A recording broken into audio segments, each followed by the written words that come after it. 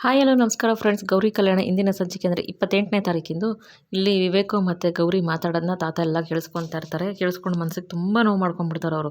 ಗೌರಿ ಅಂದರೆ ಇಷ್ಟು ದಿವಸ ಈ ಈ ಕೋಣೆ ಒಳಗಡೆ ನಡೆದಿದ್ದೆಲ್ಲನೂ ಸುಳ್ಳು ಅಂತ ಹೇಳ್ತಾ ಇದ್ದೀರಾ ನೀವು ಅಂದಾಗ, ಹೌದು ಸುಳ್ಳು ಪುಣ್ಯವತಿ. ಇವಾಗ ನನಗೆ ನಿನ್ನ ಜೊತೆ ಬದುಕೋಕ್ಕಾಗಲಿ, ನಿನ್ನ ಜೊತೆ ಪಯಣ ಮಾಡೋಕ್ಕಾಗಲಿ ನನಗಿಷ್ಟ ಇಲ್ಲ ಅಂದಾಗ, ಅಂದರೆ ಇಷ್ಟ ಇಲ್ಲ ಅಂದರೆ ನನ್ನ ಪಯಣ ಇಲ್ಲಿಗೆ ಅರ್ಧ ನಿಲ್ಲಿಸ್ಬಿಡ್ಲಾ ಅಂದಾಗ, ನಿಲ್ಲಿಸಿದ್ರು ಬಿಡು, ಅದು ನಂಗೆ ಸೇರಿದ್ದಲ್ಲ, ಇದು ನನಗೆ ನಿನ್ನ ಜೊತೆ ಬದುಕೋಕ್ಕೆ ಇಷ್ಟ ಇಲ್ಲ ಅಷ್ಟೇನೆ ಅಂತ ಅಂದ್ಬಿಟ್ಟು ವಿವೇಕ್ ಹೇಳ್ತಾರೆ.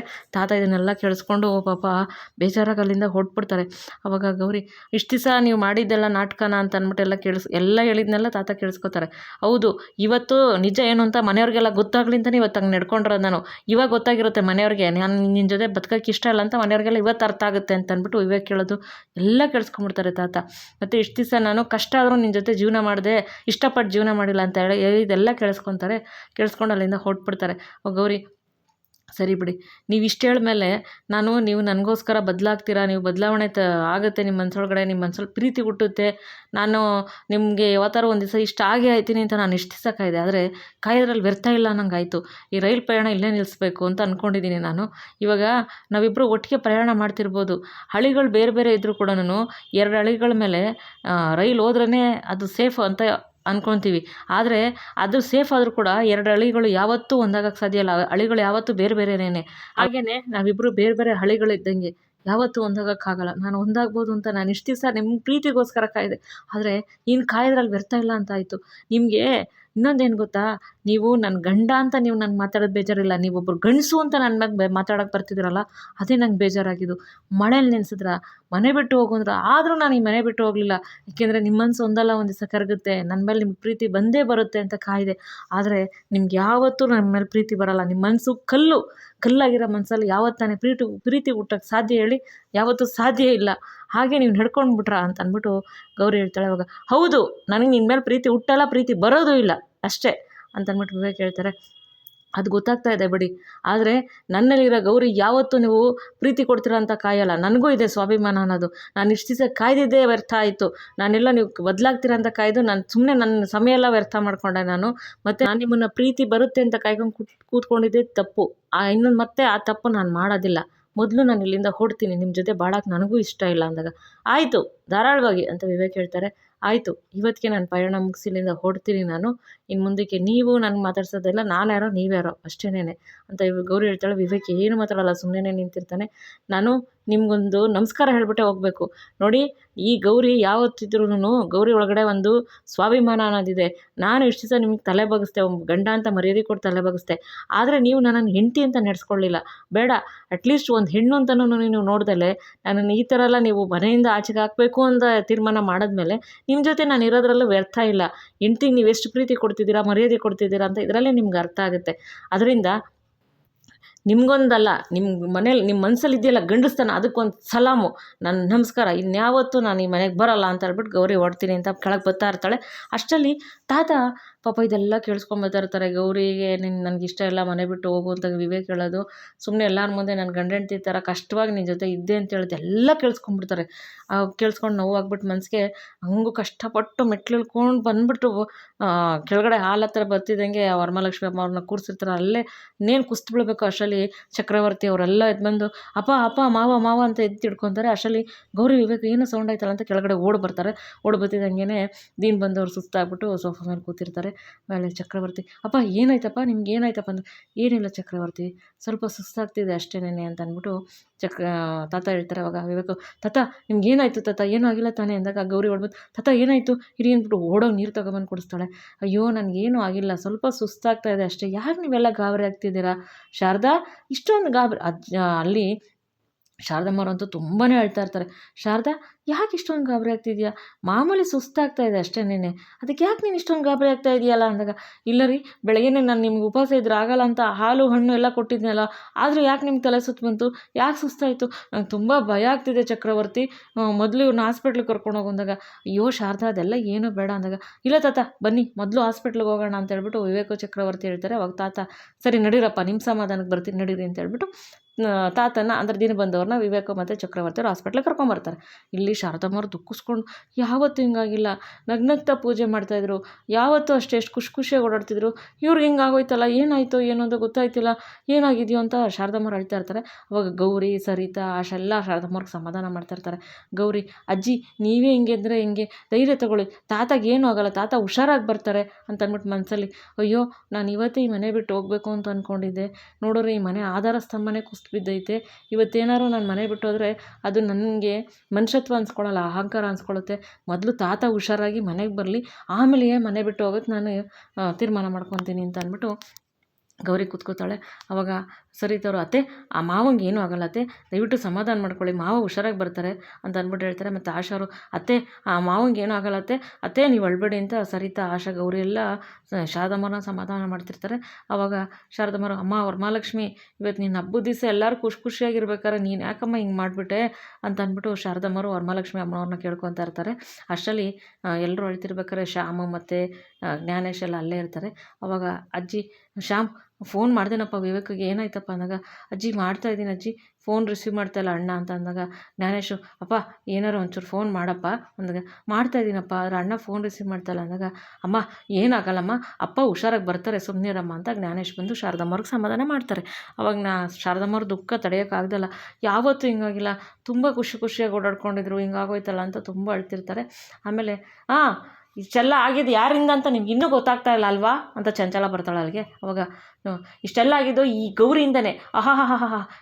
ಗೌರಿ ಇದೆಯಾ ಅಂದರೆ ನೀನು ಮನೆಗೆ ಬೆಂಕಿ ಹಚ್ಚೋದು ನೀನೇ, ಅಯ್ಯೋಯ್ಯೋ ಬೆಂಕಿ ಬಿದ್ದೋಯ್ತು ಅಂತ ಕೂಕ್ಕೊಳ್ಳೋದು ನೀನೇನೆ, ಚೆನ್ನಾಗಿ ಮಾಡ್ತೀಯಲ್ವ ಈ ಥರ ಕೆಲಸ ಎಲ್ಲ ನೀನು, ಇವತ್ತು ನಿನ್ನಿಂದನೇ ಎಲ್ಲಾಗಿದ್ದು. ಅದ್ಯಾವ ಗಳಿಗೆಯಲ್ಲಿ ಮನೆಗೆ ಕಾಲಿಟ್ಟೋ ನೀನು ಬಂದಾಗಲಿಂದ ಒಂದರಿಂದ ಒಂದು ಇವತ್ತು ವರಮಹಾಲಕ್ಷ್ಮಿ ಅಮ್ಮನವ್ರ ಪೂಜೆ ಮನೆ ಮಾಡಿದೆ, ಇವತ್ತೇ ಹಿಂಗಾಗಬೇಕಾ, ಅಷ್ಟು ಖುಷಿಯಾಗಿ ಓಡಾಡ್ಕೊಂಡು ಆರೋಗ್ಯವಾಗಿದ್ದು ನಮ್ಮ ಅಪ್ಪಾಜಿ ಇವತ್ತು ಹಿಂಗಾಗೋದ್ರಲ್ಲ, ಇದೆಲ್ಲ ನಿನ್ನಿಂದನೇ, ನೀನು ಕಾಲ್ಗೊಂಡಿಂದನೇ ಆಗಿರೋದು, ಅದ್ಯಾವ ಗಳಿಗೆಯಲ್ಲಿ ಬಂದ ನಮ್ಮ ಮನೆಗೆ ನೀನು ಅಂತ ಅಂದ್ಬಿಟ್ಟು ಚಂಚಲ ಗೌರಿಗಂತ ಇರ್ತಾರೆ. ಗೌರಿ ಪಾಪ ಅಳ್ತಾ ಇರ್ತಾಳೆ.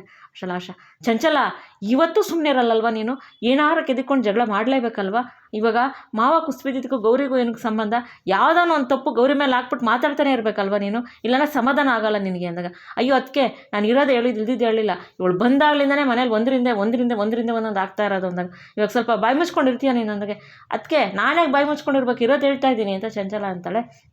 ಅವಾಗ ಸರಿತವರು, ಎಲ್ಲ ಸ್ವಲ್ಪ ಸುಮ್ಮನೆ ಇರ್ತೀರಾ, ಇಲ್ಲಿ ಮಾವಂಗೆ ಏನಾಯ್ತು ಅಂತ ನಾವೆಲ್ಲ ದುಃಖದಲ್ಲಿದ್ದರೆ ಇಲ್ಲಾಗಲೇ ಜಗಳ ಶುರು ಹಚ್ಕೊಂಡಿದ್ದೀರಾ, ಸ್ವಲ್ಪ ಸುಮ್ಮನೆ ಇರಿ ಎಲ್ಲರೂ ಅಂತ ಅಂದ್ಬಿಟ್ಟು ಸರಿತ ಅಂತಾರೆ. ಅವಾಗ ಆಶಾ ಮತ್ತು ಚಂಚಲ ಎಲ್ಲ ಸುಮ್ಮನೆ ಆಯ್ತು. ಅವಾಗ ಈ ಮೋನಿಕಾ ಸುಮ್ಮನೆ ನಿಂತ್ಕೋಬೇಕಲ್ಲ, ಮೋನಿಕಾ, ಅಯ್ಯೋ ಇವ್ರು ಯಾಕೆ ಎಲ್ಲ ಹಿಂಗೆ ಬಡ್ಕೊತಾ ಇದ್ದಾರೆ, ಅಲ್ಲ ಅಲ್ಲಿ ಏನಾಗಿದೆ, ಅವ್ರಿಗೆ ವಯಸ್ಸಾಗಿದೆ ಅಷ್ಟೇನೆ, ಏನು ಮಾಡೋಕ್ಕಾಗುತ್ತೆ, ವಯಸ್ಸಾದ್ಮೇಲೆ ಎಲ್ಲ ಮಾಮೂಲಿ ಅಲ್ವಾ, ಹಂಗೇನಾರು ಆಯಿತು ಅಂದರೆ ಈ ಆಸ್ತಿ ಭಾಗ ಆಗುತ್ತೆ, ನನ್ನ ಗಂಡನ ಬರೋ ಭಾಗ ತೊಗೊಂಡು ಆರಾಮಾಗಿ ಹೋಗಿ ನಾವು ಸೆಟ್ಲಾಗ್ಬಿಡ್ಬೇಕು ಅಂತ ಅಂದ್ಬಿಟ್ಟು ಏನು ಮೋನಿಕಾ ಆಲೆ ಕನ್ಸು ಕಾಣ್ಕೊಂಡು ನಿಂತ್ಕೊಂಡ್ಬಿಡ್ತಾಳೆ. ಆಮೇಲೆ ಸರಿ ಅಂದ್ಬಿಟ್ಟು ಇಲ್ಲೇ ಗೌರಿ ಎಲ್ಲರೂ ಶಾರದಮ್ಮವ್ರನ್ನ ಸಮಾಧಾನ ಮಾಡ್ತಾರೆ. ಅಜ್ಜಿ ಏನಾಗಲ್ಲ ಅಂತ ಶಾರದಮ್ಮವ್ರು ಅಳ್ತಾನೆ ಇರ್ತಾರೆ. ಆಮೇಲೆ ಇಲ್ಲೇ ಏನಾಗುತ್ತೆ, ವಿವೇಕು ಮತ್ತು ತಾತ ಚಕ್ರವರ್ತಿಯವ್ರ ಹಾಸ್ಪಿಟ್ಲಿಗೆ ಬರ್ತಾರೆ.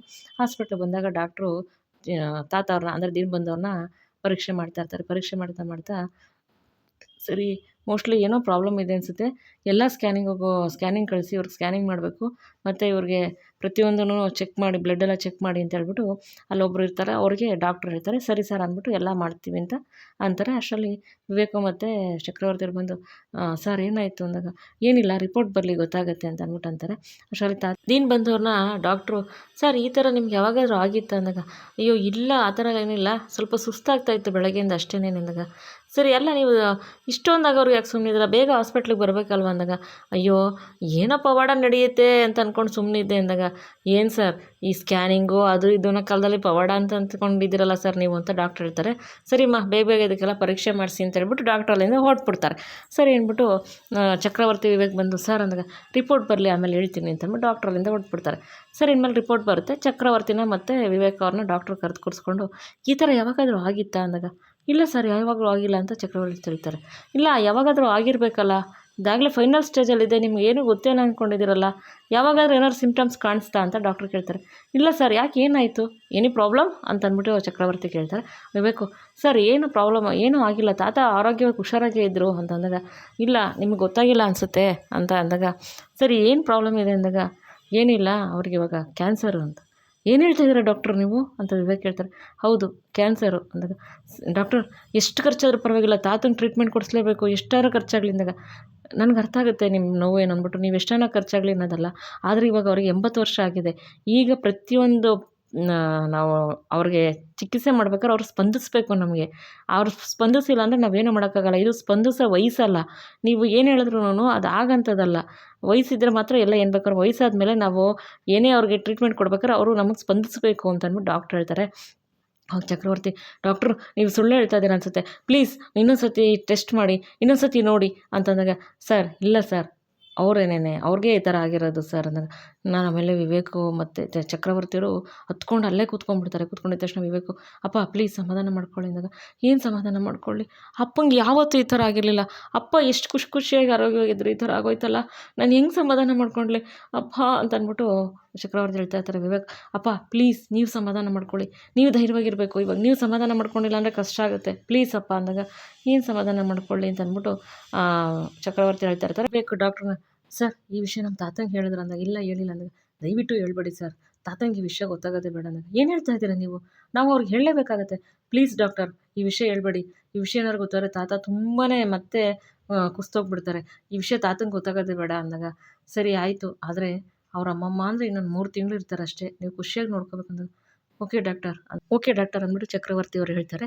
ಅವಾಗ ವಿವೇಕ್, ಅಪ್ಪ ಒಂದು ವಿಷಯ ಅಂದಾಗ, ಏನಪ್ಪ ಅಪ್ಪ ಈ ವಿಷಯ ಯಾರಿಗೂ ಮನೇಲಿ ಗೊತ್ತಾಗೋದು ಬೇಡಪ್ಪ ಅಂದಾಗ, ಏನು ಹೇಳ್ತಾ ಇದೆಯಪ್ಪ ನೀನು ಅಂದಾಗ, ಹೌದಪ್ಪ ಯಾರಿಗೂ ಗೊತ್ತಾಗೋದು ಬೇಡ, ಎಸ್ಪೆಷಲಿ ಅಜ್ಜಿಗೆ ಗೊತ್ತಾಗೋದು ಬೇಡ, ಅಜ್ಜಿಗೆ ಏನಾದ್ರು ತಾತಂಗೆ ಹಿಂಗೆ ಆಗೋಯ್ತು ಅಂತ ಗೊತ್ತಾದರೆ ಅಪ್ಪ ಅಜ್ಜಿನ ಕಂಟ್ರೋಲ್ ಮಾಡೋಕ್ಕಾಗಲ್ಲ ನಮ್ಮ ಕೈಲಿ, ಪ್ಲೀಸ್ ಅಪ್ಪ ಅಂದಾಗ, ಅಲ್ಲ ವಿವೇಕ್ ಯಾಕೆ ಈ ಥರ ಹೇಳ್ತಾ ಇದೆಯಾ ಅಂದಾಗ, ಅಪ್ಪ ನೀವೇ ಯೋಚನೆ ಮಾಡಿ, ಇವಾಗ ತಾತಂಗೆ ಹಿಂಗಾಗದೆ ಅಂತ ಮನೆಯವ್ರಿಗೆಲ್ಲ ಗೊತ್ತಾಗ್ಬಿಟ್ರೆ ಅವರು ಅಯ್ಯೋ ಹಿಂಗಾಯ್ತಲ್ವಂತ ತಾತನ ಮೇಲೆ ಕನ್ಸರ್ನ್ ತೋರಿಸ್ಕೊಂಡು ಪ್ರೀತಿಯಿಂದ ನೋಡ್ಕೊಳ್ಳೋಕೆ ಶುರು ಮಾಡ್ತಾರೆ. ಆದರೆ ಅದು ಬೇಡ, ಮಾಮೂಲಿ ಇವಾಗ ಹೆಂಗೆ ತಾತನವರು ಪ್ರೀತಿಯಿಂದ ನೋಡ್ಕೊತಾ ಇದ್ದಾರೋ ಹಂಗೆ ನೋಡ್ಕೊಳ್ಳಿ, ಈ ವಿಷಯ ಮನೆಯವ್ರಿಗೆ ಯಾರಿಗೂ ಹೇಳೋದು ಬೇಡ, ಈಗ ಹೆಂಗಿದ್ದಾರೋ ಆ ತಾತನ ಜೊತೆ ಹಾಗೆ ಇದ್ಬಿಡ್ಲಿ ಅಂದಾಗ, ಆಯಿತು ವಿವೇಕ್ ಅಂದಾಗ, ಪ್ಲೀಸಪ್ಪ ನೀವು ಸಮಾಧಾನ ಮಾಡ್ಕೊಳ್ಳಿ, ಇವಾಗ ನೀವು ಹಿಂಗಿರೋದು ಗೊತ್ತಾಯ್ತು ಅಂದರೆ ಮತ್ತೆ ಮನೆಯವ್ರಿಗೆಲ್ಲ ಗೊತ್ತಾಗುತ್ತೆ, ಪ್ಲೀಸಪ್ಪ ಅಂತ ಅಂದ್ಬಿಟ್ಟು ವಿವೇಕ್ ಹೇಳ್ತಾರೆ. ಅವಾಗ ಚಕ್ರವರ್ತಿಯವರು ಸರಿಯಪ್ಪ ಆಯಿತು ಅಂದಾಗ, ಯಾರಿಗೂ ಗೊತ್ತಾಗೋದು ಬೇಡಪ್ಪ, ನಮ್ಮಿಬ್ಬರಲ್ಲೇ ಇರಲಿ ವಿಷಯ ಅಂತ ಮತ್ತೆ ವಿವೇಕ್ ಹೇಳಿದಾಗ, ಸರಿಯಪ್ಪ ಆಯಿತು ಅಂತ ಅಂದ್ಬಿಟ್ಟು ಅಂತಾರೆ. ಇಲ್ಲಿ ಶಾರದಮ್ಮವ್ರು ಅಳ್ತಾನೆ ಇರ್ತಾರೆ. ಅವಾಗ ಜ್ಞಾನೇಶ್ ಮತ್ತು ಶ್ಯಾಮು ವಿವೇಕ್ ಫೋನ್ ರಿಸೀವ್ ಮಾಡಿಲ್ಲ ಅಂತ ಅಲ್ಲಿಗೂ ಇಲ್ಲಿಗೂ ಓಡಾಡ್ತಾನೆ ಇರ್ತಾರೆ.